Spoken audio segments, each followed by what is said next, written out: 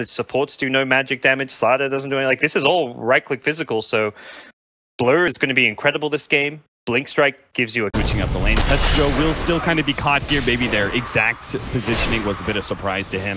And probably be our first blood. He is tanking through the end of this. He's got the PMS. The sun's going to come out. But, oh, no, he's right. You got Light Stone.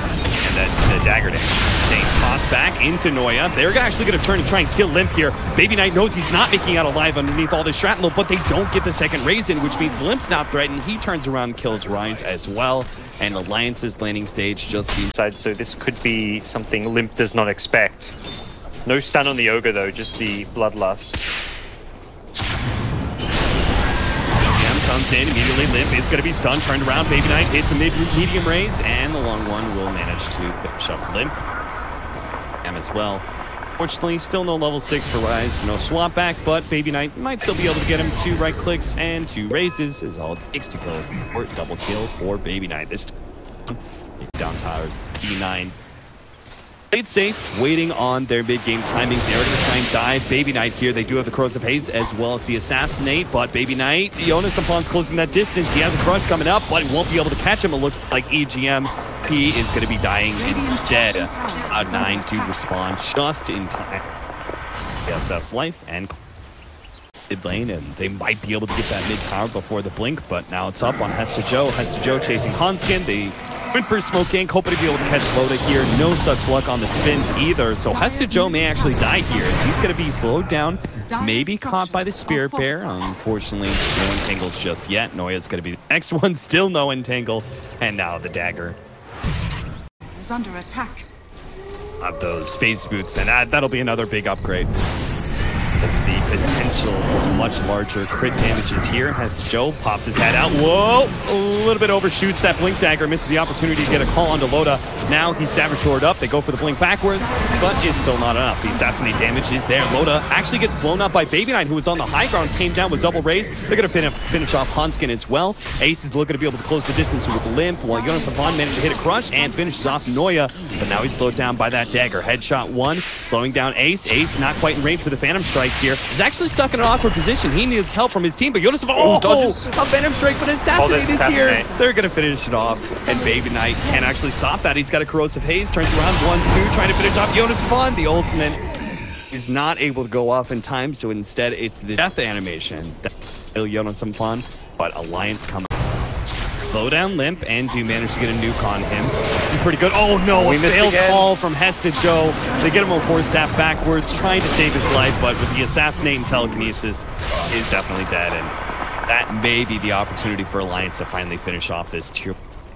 And XctN just having a rough game. Yeah. This opening game. So 3 series initiation from Jonas Upon onto Noya. Tanky, but Maelstrom makes pretty short work of him. He does have an enemy battle hunger on him, but you know about it. They'll lose their Wolf Commander. Oh, stun on XctN, but Ace is sitting there at the shrine.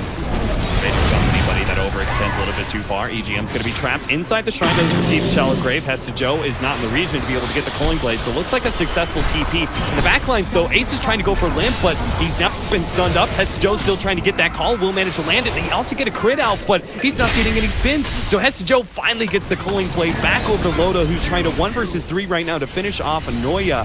XctN and Jonas Upon separate, double nukes go on to be 4-staff out of a tough spot, but I feel the Blade Mail is just such a fantastic item. 4-staff. Good reactions there from Baby Knight. He still got hit by the sun, but now on the high ground, he can turn around, almost finishing off Jonas Upon. Again, XctN's not around. A dagger. Got the ignite. Slightly ill-timed. He's very low. There's only going to be able to cross so much of that distance, you know? So that Hurricane Pike is going to be another good example of how Alliance is going to be able to stay ahead of this one. Mjolnir static charged up. Spirit Bear appears inside the Roshan pit. Hurricane Pikes it away. Does get some damage in. There's a XctN initiation. Onto 2, catching Loda. Almost finishing him off, but he can't get the Cooling Blade. He's been telekinesis and Loda's getting away. He does have Ignite on him, but a healing salve a little bit more. No, he still takes out. Ends up dying there. XctN gets hit by an Assassinate, so he's not able to make his initiation. And he gets hit by Jonas Upon. But Alliance do have to back away. Still there's the call. Just gone in. XctN does manage to catch Jonas, stalling up long enough for the rest of the team to get here. They hit a dagger. Wasn't a crit though. But Jonas will survive. Has to Joe back to base for him. Radiant's bottom tower There's is under attack. assassinate. Yeah, instantly losing the Aegis, but still good fight. Slatter's gonna TP right in. He thinks that because Hester Joe's gone, they can actually fight this one around, but I don't know about that. Limp in trouble. A long-range Phantom Strike does get on top of him. A stun out onto Jonas and Franz, so they can turn onto that off-laner instead. But C9 are in an awkward position right next to that tier 2. Fighting into that shallow grave is a bit dangerous. They will back away. Hester Joe will now join them for the team fight once again. Joe all rotten.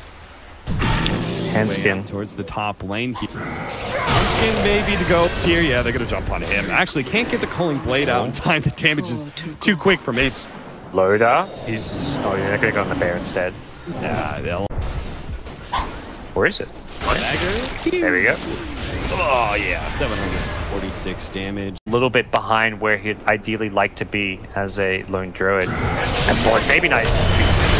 There's a nice initiation with the BKB. PA throws out a dagger on Jonas and Fun, but he's got to go separate. They are going to try and respond. These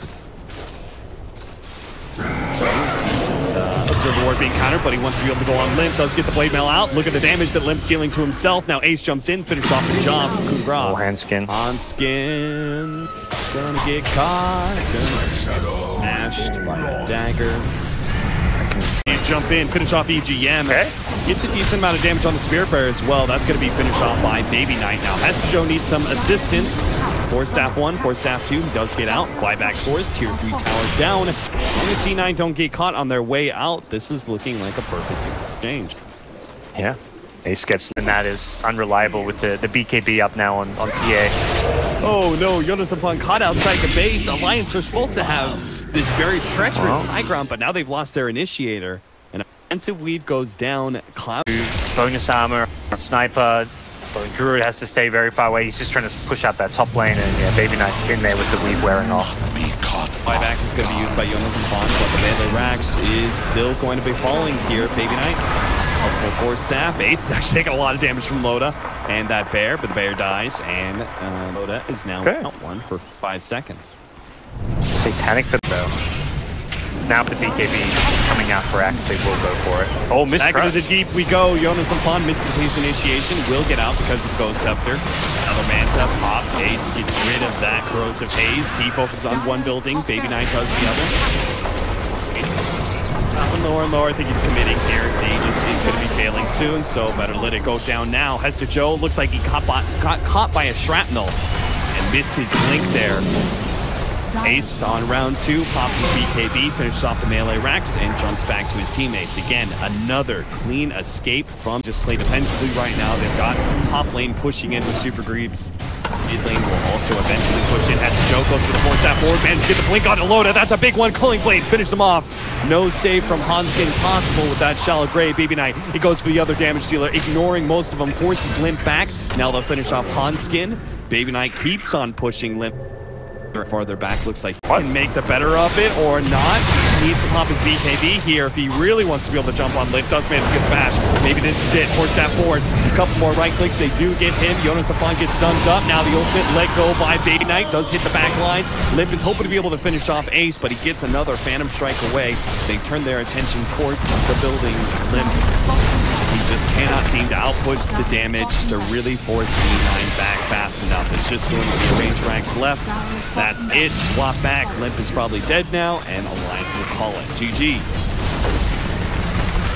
Okay, that was a pretty close game 1, at least for the start. It felt like Alliance, their laning stage, very good. That was really where they shined, but once we got to the mid game, we just started seeing the reliable initiation coming in from the Axe, and I feel like the supporting cast around the Shadow Fiend and PA offered more than like what Rubik Dazzle did in the mid to late game. Rubik Dazzle, very good as far as shoring out the lanes, giving Alliance a good early game advantage. We saw PA really